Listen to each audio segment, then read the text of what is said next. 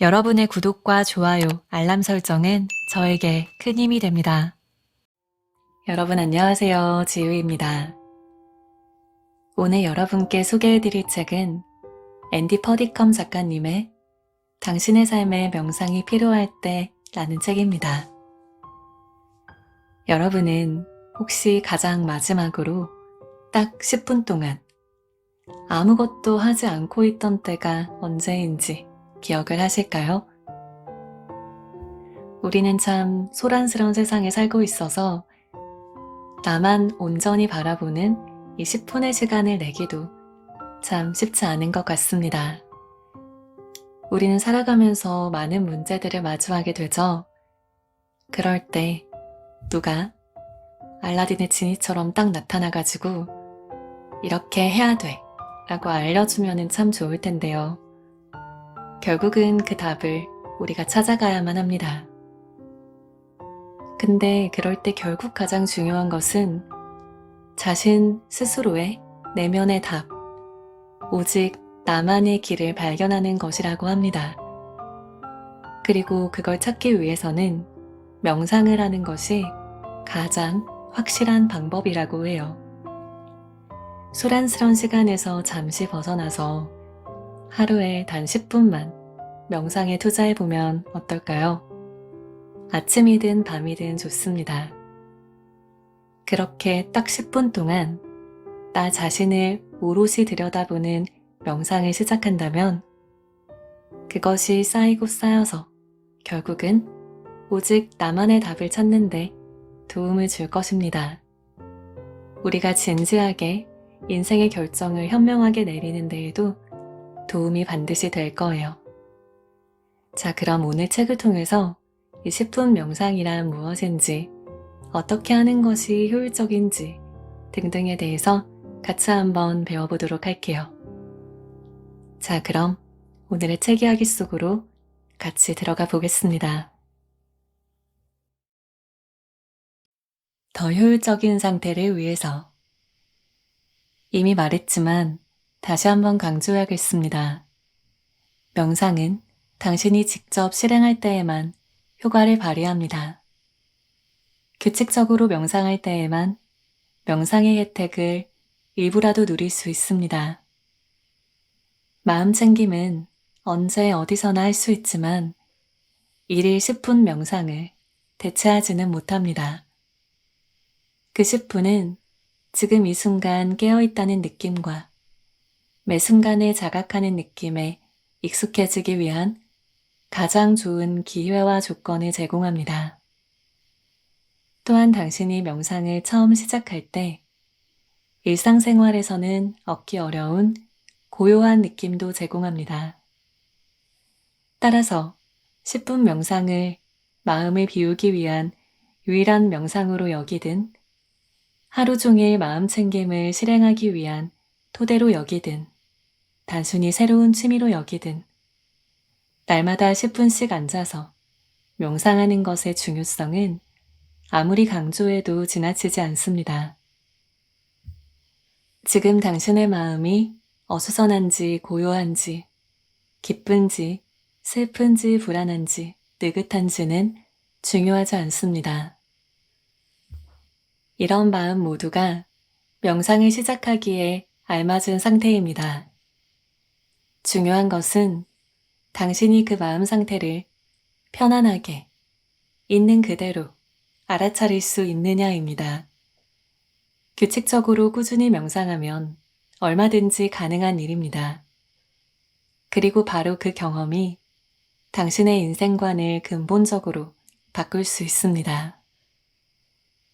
지금 우리는 당신의 하루 중 고작 10분에 관해서 이야기하고 있습니다.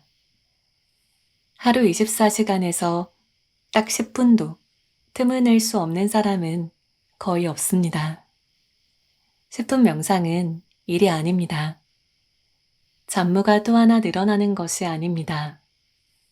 그 10분은 당신이 긴장을 푸는 시간입니다. 아마 하루 24시간 중에서 당신이 알아차리는 것 말고는 절대적으로 아무것도 하지 않는 시간은 이 10분이 유일한 것입니다. 그런 시간을 어떻게 잠무로 여길 수 있겠습니까? 우리는 어떤 것이든 하는 것에 너무 익숙해서 아무것도 하지 않는 것을 처음에는 다소 어색해하고 지루해할 것입니다. 명상을 자신에게 공을 들이는 행위로 간주하지 마세요. 10분 명상은 단순히 하루에서 10분을 꺼내 몸과 마음의 긴장을 풀어주면서 현재에 존재하고 이 순간을 알아차리는 것에 더욱 익숙해지는 행위일 뿐입니다.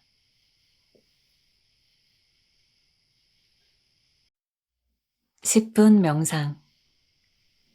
세상에는 수천에 달하는 다양한 명상 기법이 있고 각각의 기법은 나름의 전통과 특정한 중점을 가집니다. 하지만 거의 모든 기법의 핵심 목표는 언제나 긴장을 풀고 현재에 집중하며 자연스러운 알아차림의 상태에 머무는 것입니다. 나의 마음은 그런 것과 거리가 멀어. 나는 절대로 그럴 수 없을 것 같아. 내 마음은 늘 이런저런 생각으로 어수선하거든. 이렇게 생각하는 독자들이 있을지도 모릅니다. 그래서 명상으로 목적을 이루는 것은 배워서 익혀야 하는 기술이라는 사실을 강조하고 싶습니다. 피아노를 배운 적이 없는 사람이 처음 피아노를 배우러 나선 경우 그저 피아노를 슬쩍 쳐다보고는 자신이 없다며 그대로 달아나지는 않을 것입니다. 애초에 피아노 수업에 간 이유가 무엇일까요? 피아노를 치는 법을 배우기 위해서였겠죠. 명상도 마찬가지입니다. 누구든 마음이 늘 산만하고 어수선하다고 느낄 수 있습니다. 하지만 그래서 명상을 배우려는 것이 아닐까요? 당연한 이치인데 어떠한 이유인지 많은 사람이 그 사실을 잊고 있습니다. 어떤 문화나 전통에서 생겨났고 아무리 복잡해 보이고 그 목적이 어떻게 다르든 모든 명상 기법은 두 가지의 요소를 공통으로 가지고 있습니다.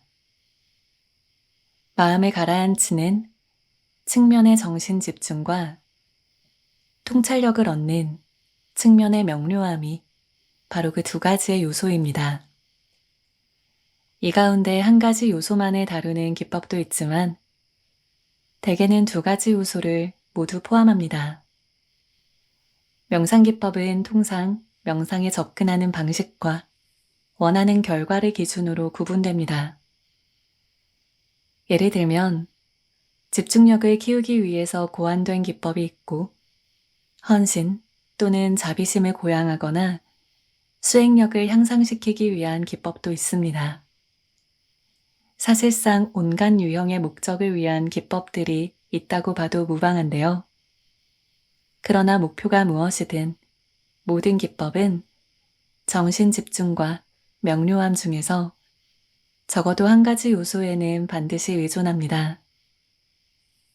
마음챙김은 서로 다른 이 두 가지 요소를 결합해서 현대 생활에 매우 적합한 유연하고 포괄적인 기법을 창출할 수 있음을 보여주는 훌륭한 예에 속합니다. 곧 소개할 10분 명상도 마찬가지입니다. 10분 명상은 정신 집중과 명료함, 이 두 요소를 하나로 결합한 기법이지만 정신 집중의 요소를 조금 더 강조합니다. 무언가에 진정으로 집중할 때 마음이 어떻게 고요해지는지 알아차린 적이 있나요? 마음이 종잡을 수 없이 어수선하다가도 일단 자신이 좋아하는 무언가에 몰두해서 오로지 그것에만 초점을 맞추면 마음이 차츰 가라앉으며 고요해지는 느낌이 듭니다. 명상은 이와 매우 유사한 과정입니다. 우선 마음이 초점을 맞춰야 할 어떤 것, 즉 집중해야 할 대상이 필요합니다. 전통적으로 그것을 명상의 대상 또는 명상의 토대라고 부르는데 외적인 것과 내적인 것으로 나뉩니다. 외적 대상에 치중하는 명상에는 특정한 삶을 응시하기, 특정한 소리에 귀 기울이기, 특정한 단어나 구절 반복, 암송하기 등의 기법이 있습니다. 만트라라고 알려진 마지막 기법은 큰 소리로 외우지 않고 속으로 되뇌이는 경우 내적 대상에 속하기도 합니다. 내적 대상에 초점을 맞추는 기법으로는 호흡이나 신체 감각에 집중하기, 특정 이미지를 상상하기 등이 있습니다. 10분 명상의 경우 호흡을 주요 대상으로 삼는 것이 바람직합니다. 그 이유는 다양한데 그중 몇 가지에 대해서는 나중에 자세히 설명하겠지만 우선은 호흡이 가장 유연한 대상 중에 하나이기 때문입니다. 만트라 암송하기나 촛불 응시하기와 달리 호흡에 집중하는 기법은 어디에서나 심지어 공공장소에서도 아무도 모르게 이용할 수 있습니다. 호흡은 당신이 어디를 가서 무엇을 하든지 함께합니다. 만약 그렇지 않다면 명상 따위에 대해서 걱정할 계제가 아니겠죠. 신체 감각에 집중하는 기법 역시 마음을 가라앉히는 데 효과적입니다. 사고의 영역에서 조금 더 실체가 있는 무언가로 주의를 돌리도록 도와주기 때문입니다. 일단은 이 정도만도 일부 사람들에게는 충분합니다. 단지 매일 가만히 앉아서 호흡을 관찰하고 마음을 진정시키며 모든 긴장이 저절로 풀리게 두세요. 앞서 언급했듯이 명상을 이렇게 이용하는 것에 아무런 문제가 없습니다. 다만 이 방법으로는 명상의 모든 효과를 고스란히 누리지는 못할 뿐입니다. 명상의 효과를 최대한 얻으려면 그것을 일상생활에 통합해야 합니다. 또한 그러기 위해서는 두 번째 요소, 즉 명료함을 추가해야 합니다. 정신집중에 명료함이 더해지면 애초에 긴장을 불러일으킨 것이 무엇인지 알아차릴 수 있으며 특정 상황에서 자신이 특정한 감정을 느끼는 이유와 방식도 이해할 수 있습니다. 상황에 대한 현명한 반응이나 충동적 반응은 바로 여기에서 생기는 차이에 기인합니다. 스트레스를 받는 지경까지 이른 후 풀려고 애쓰는 대신에 처음부터 스트레스를 받지 않을 수 있다면 어느 쪽을 택하겠나요? 거의 언제나 그럴 수 있다면 말입니다. 쉽게 표현하기 위해서 명료함을 더해야 한다고 말했지만 엄밀히 따지면 옳은 말이 아닙니다. 명료함은 고요하고 텅 빈 마음에서 저절로 생겨나기 때문입니다. 명상을 위한 10가지 제안. 관점. 명상을 잘할 수 있는 방법만으로 책 한 권을 가득 채울 수 있지만 이 책에서는 내가 가장 중요하다고 여기는 10가지만 소개하겠습니다. 이 10가지의 제안이 당신이 일상에서 마음 챙김을 더 잘할 수 있도록 도움이 되기를 바랍니다. 이 10가지를 관통하는 주제는 자각이며 바로 당신 자신과 타인에 대한 이해입니다. 자각은 조용한 호기심을 키우는 것과 관계가 있습니다. 자각은 당신 삶의 모든 부분에서 무슨 일이 벌어지는지, 즉, 당신이 어떻게 행동하고, 어떻게 말하고, 어떻게 생각하는지 조용한 호기심으로 살펴보고, 알아차리고 관찰합니다. 다른 사람이 되려고 애쓰는 게 아닌 현재 있는 그대로의 자신을 편안하게 받아들이는 것입니다. 명상이 효과를 발휘하는데 자신의 삶을 어떻게 바라보는지는 중요하지 않습니다. 하지만 자신의 일반적인 시각을 깨닫는 것은 유용한데요. 부정적인 사고방식에 빠져드는 경향을 좀 더 경계할 수 있기 때문입니다. 또한 자각이 증가하면 지속적으로 변화할 수 있습니다. 자신의 관점이 어떻게 바뀌는지 알아차리는 것도 유용합니다. 예를 들어, 사람들이 꽉 찬 지하철을 탔다고 해볼게요.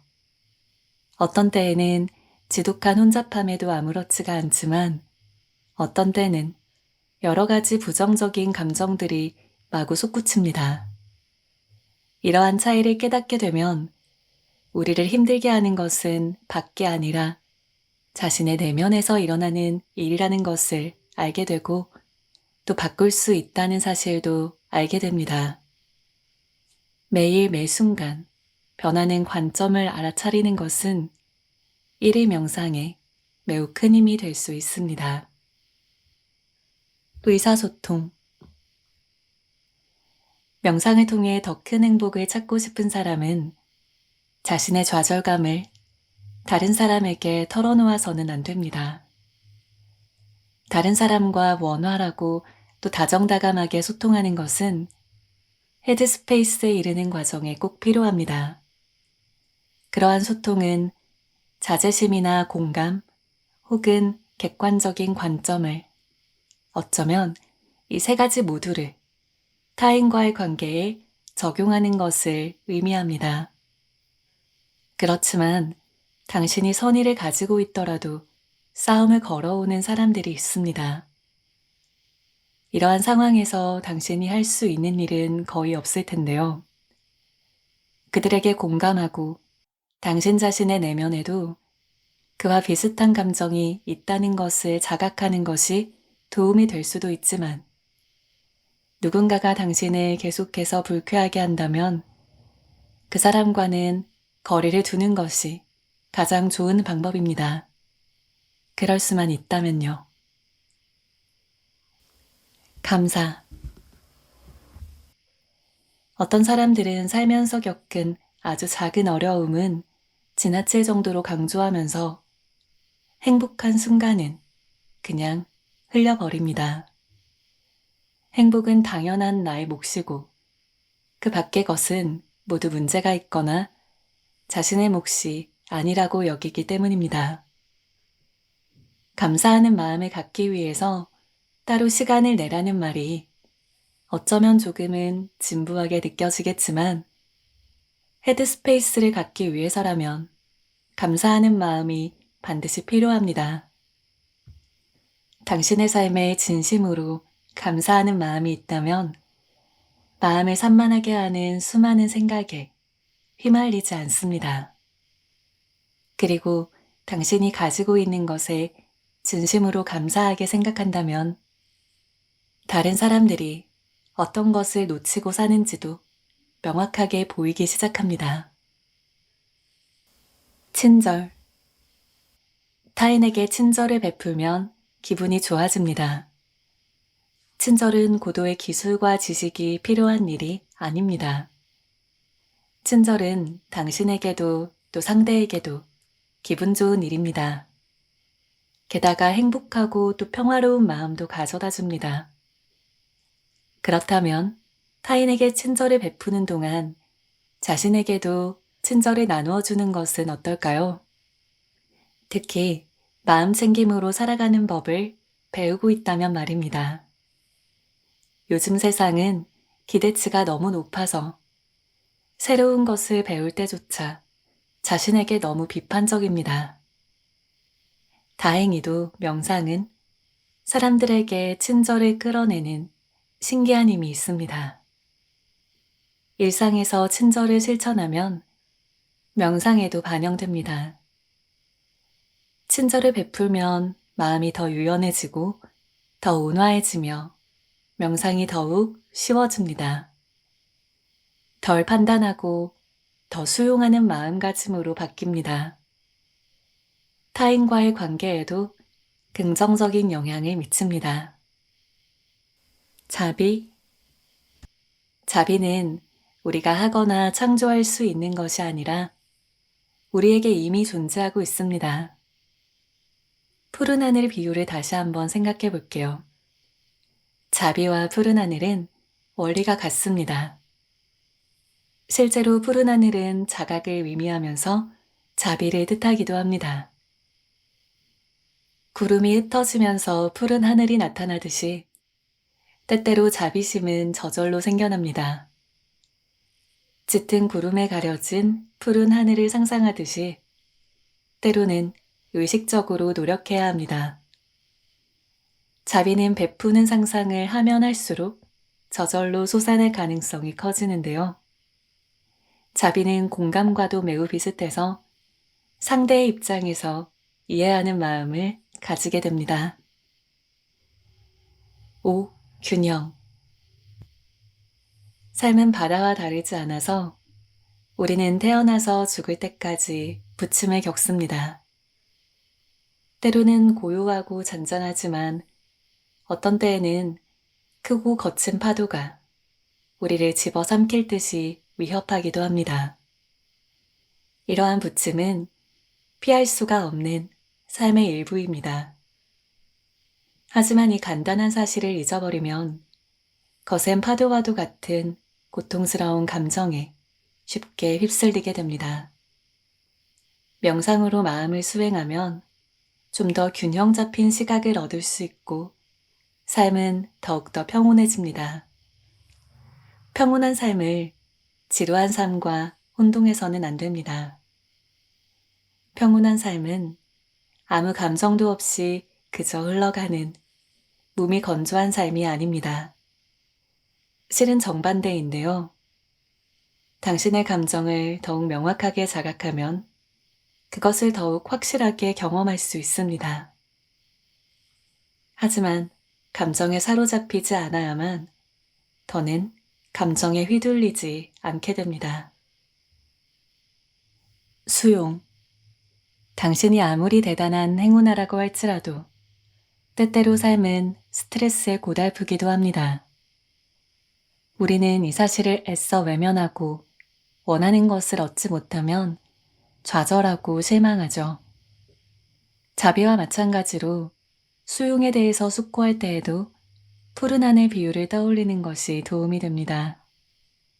수용에 이르는 길은 우리가 추구해야 할 것보다는 내려놓아야 할 것들을 찾는 일입니다.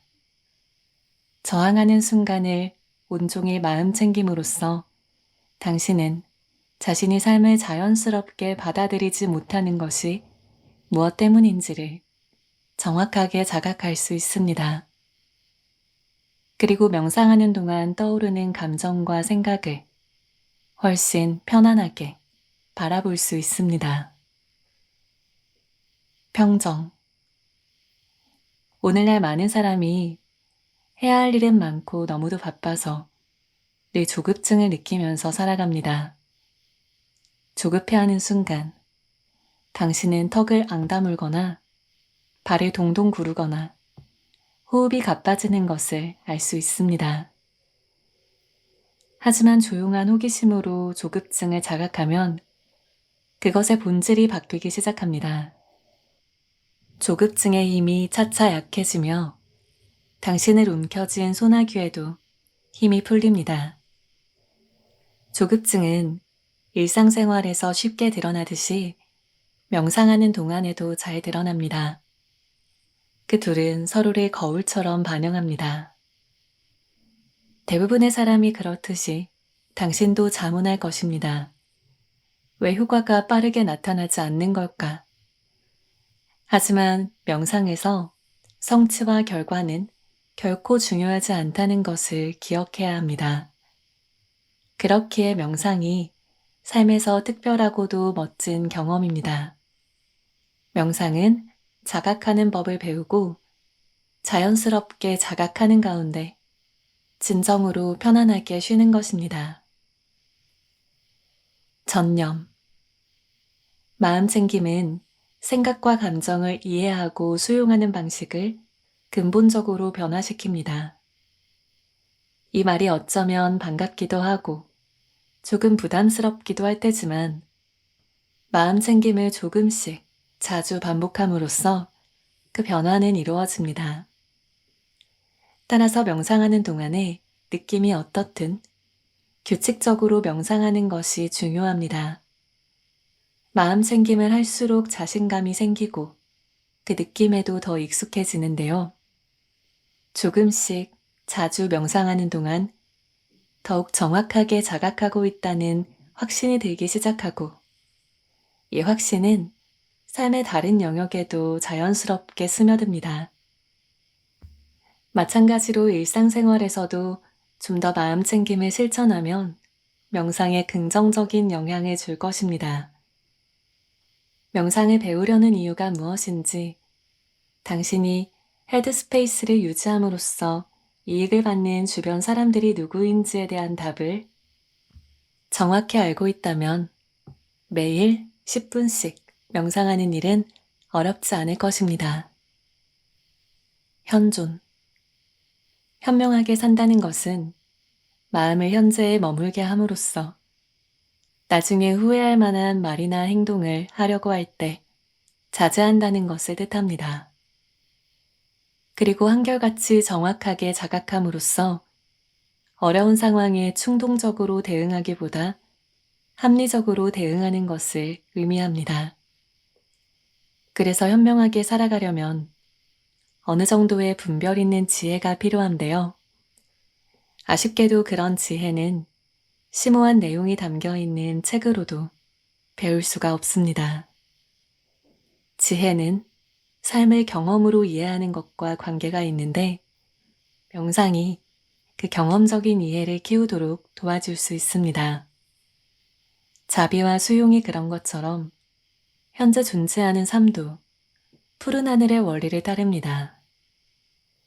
지혜는 창조하는 것이 아니라 우리 모두에게 이미 존재하기 때문입니다.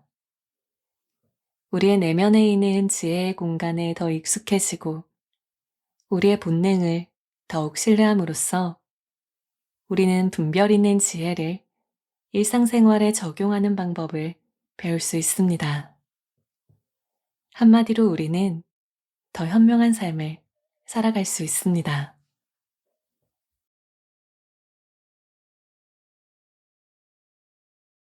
네, 오늘의 라디오는 여기까지입니다. 당신의 삶에 명상이 필요할 때라는 책과 함께 했습니다.